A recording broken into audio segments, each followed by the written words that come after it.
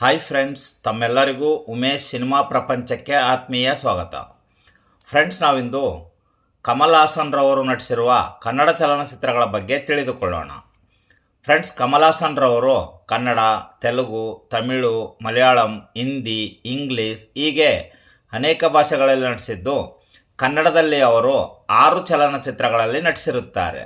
ನಾವಿಂದು ಕಮಲ್ ಹಾಸನ್ ರವರು ನಟಿಸಿರುವ ಆ 6 ಕನ್ನಡ ಚಲನಚಿತ್ರಗಳ ಸಂಪೂರ್ಣ ಮಾಹಿತಿಯನ್ನು ತಿಳಿದುಕೊಳ್ಳೋಣ ಬನ್ನಿ. ಕಮಲ್ ಹಾಸನ್ ರವರು ನಟಿಸಿರುವ ಮೊದಲನೇ ಕನ್ನಡ ಚಲನಚಿತ್ರ ಕೋಕಿಲ. ಇದು 1977ರಲ್ಲಿ ಬಿಡುಗಡೆಗೊಂಡಿದ್ದು, ಈ ಚಿತ್ರವನ್ನು ಬಾಲು ಮಹೇಂದರ್ ರವರು ನಿರ್ದೇಶನ ಮಾಡಿರುತ್ತಾರೆ. ಈ ಚಿತ್ರದಲ್ಲಿ ಕಮಲ್ ಹಾಸನ್ ರವರೊಂದಿಗೆ ಕೋಕಿಲಾ ಮೋಹನ್, ಶೋಭಾ, ರೋಜಾ ರಮಣಿ, ರಾಜಾರಾಮ್ ಇನ್ನೂ ಮುಂತಾದವರು ನಟಿಸಿರುತ್ತಾರೆ. ಎರಡನೇ ಚಲನಚಿತ್ರ ತಪ್ಪಿದ ತಾಳ. ಇದು 1978ರಲ್ಲಿ ಬಿಡುಗಡೆಗೊಂಡಿದ್ದು, ಈ ಚಿತ್ರವನ್ನು ಕೆ ಬಾಲಚಂದರ್ ರವರು ನಿರ್ದೇಶನ ಮಾಡಿರುತ್ತಾರೆ.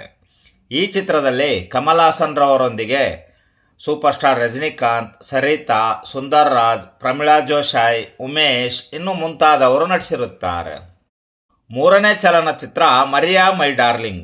ಇದು 1980ರಲ್ಲಿ ಬಿಡುಗಡೆಗೊಂಡಿದ್ದು, ಈ ಚಿತ್ರವನ್ನು ದೊರೈರವರು ನಿರ್ದೇಶನ ಮಾಡಿರುತ್ತಾರೆ. ಈ ಚಿತ್ರದಲ್ಲಿ ಕಮಲ್ ಹಾಸನ್ ರವರೊಂದಿಗೆ ಶ್ರೀಪ್ರಿಯಾ, ವಜ್ರಮುನಿ, ಶಿವರಾಮ್, ಉದಯ್ ಕುಮಾರ್, ಸುದರ್ಶನ್, ಬಾಲಕೃಷ್ಣ ಇನ್ನೂ ಮುಂತಾದವರು ನಟಿಸಿರುತ್ತಾರೆ. ನಾಲ್ಕನೇ ಚಲನಚಿತ್ರ ಬೆಂಕಿಯಲ್ಲಿ ಅರಳಿದವು.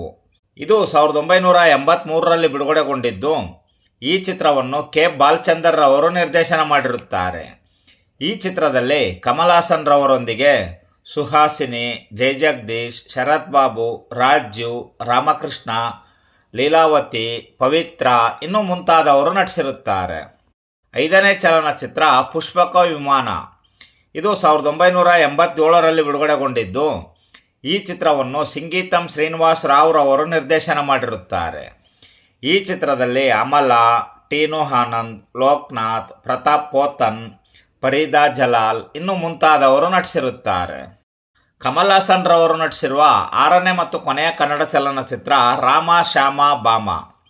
ಇದು 2005ರಲ್ಲಿ ಬಿಡುಗಡೆಗೊಂಡಿದ್ದು, ಈ ಚಿತ್ರವನ್ನು ರಮೇಶ್ ಅರವಿಂದ್ ರವರು ನಿರ್ದೇಶನ ಮಾಡಿರುತ್ತಾರೆ.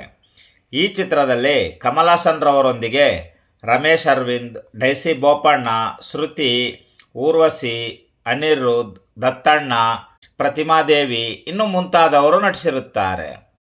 ಇದಿಷ್ಟು ಫ್ರೆಂಡ್ಸ್, ಕಮಲ್ ಹಾಸನ್ ರವರು ನಟಿಸಿರುವ 6 ಕನ್ನಡ ಚಲನಚಿತ್ರಗಳ ವಿವರ. ಫ್ರೆಂಡ್ಸ್, ಈ ಮಾಹಿತಿ ತಮಗೆ ಇಷ್ಟವಾಯಿತು ಎಂದುಕೊಳ್ಳುತ್ತೇನೆ. ಈ ಮಾಹಿತಿ ತಮಗೆ ಇಷ್ಟವಾಗಿದ್ದರೆ ದಯವಿಟ್ಟು ನಮ್ಮ ಚಾನಲನ್ನು ಸಬ್ಸ್ಕ್ರೈಬ್ ಮಾಡಿಕೊಳ್ಳಿ ಹಾಗೂ ಈ ಮಾಹಿತಿಯನ್ನು ತಮ್ಮ ಸ್ನೇಹಿತರೊಂದಿಗೆ ಹಂಚಿಕೊಳ್ಳಿ. ಫ್ರೆಂಡ್ಸ್, ಮತ್ತೆ ಸಿಗೋಣ ಮುಂದಿನ ಮಾಹಿತಿಯೊಂದಿಗೆ. ನಮಸ್ಕಾರ.